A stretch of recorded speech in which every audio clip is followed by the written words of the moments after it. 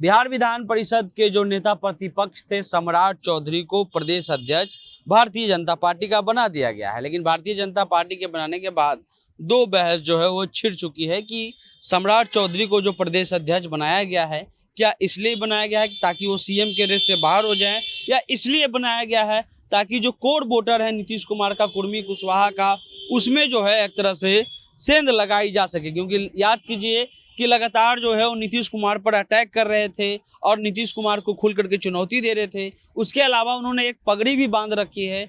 उनका कहना है कि जब तक नीतीश कुमार को हम गद्दी से हटा नहीं देंगे तब तक जो है वो हम ये पगड़ी को उतारेंगे नहीं। दूसरी बात ये हो रही है कि सम्राट चौधरी को साइडलाइन कर दिया गया है ताकि जो है वो बिहार में जो और नेता हैं, क्योंकि ये कहा जाता है कि बिहार में बीजेपी के पास जो है वो सीएम फेस नहीं है, और सीएम फेस नहीं है इसलिए जो है वो नेता ढूंढ रही है। विजय सिन्हा नेता प्रतिपक्ष हैं और उसी पद में जो है अपर सदन में यानी बिहार विधान परिषद में नेता प्रतिपक्ष सम्राट चौधरी थे। अब ये कहा जा रहा है, और अन्य प्रदेशों का अगर रिकॉर्ड देखा जाए, आप राजस्थान का रिकॉर्ड देखिए तो वहाँ सीएम जो हैं वो गहलोत जी हैं, और उसके बाद कहा जाता है कि सचिन पायलट की लड़ाई इसीलिए है कि गहलोत जी नहीं चाहते हैं कि सचिन पायलट जो है वो प्रदेश अध्यक्ष भी रहे। उसके अलावा मध्य प्रदेश को याद कीजिए, सिंधिया को बनाना था प्रदेश अध्यक्ष, लेकिन कांग्रेस नहीं बनाई, कमलनाथ को सीएम बना दी, लेकिन सिंधिया को प्रदेश अध्यक्ष नहीं बनाया गया। उसको लेकर के भी हंगामा हुआ।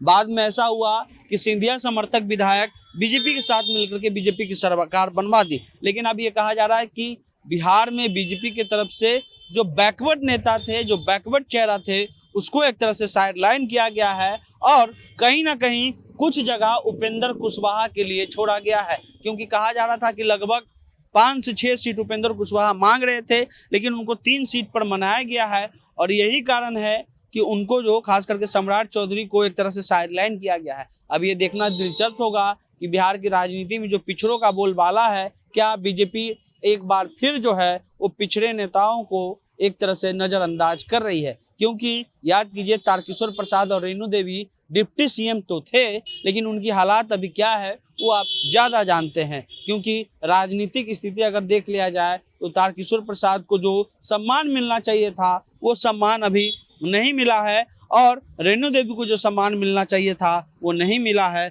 बाकायदा जो स्पीकर थे उनको प्रतिपक्ष बनाया गया, और जो मंत्री थे उनको प्रतिपक्ष अपर सदन में बनाया गया। लेकिन अब ये बात साफ खुल करके आ रही है, और इसमें दो स्टैंडर्ड बातें आ रही हैं कि हो सकता है कि सम्राट चौधरी को इसलिए प्रदेश अध्यक्ष बनाया गया है ताकि नीतीश कुमार के वोटर में जो है वो नीतीश कुमार का जो वोट है उसमें वो सेंधमारी कर सके।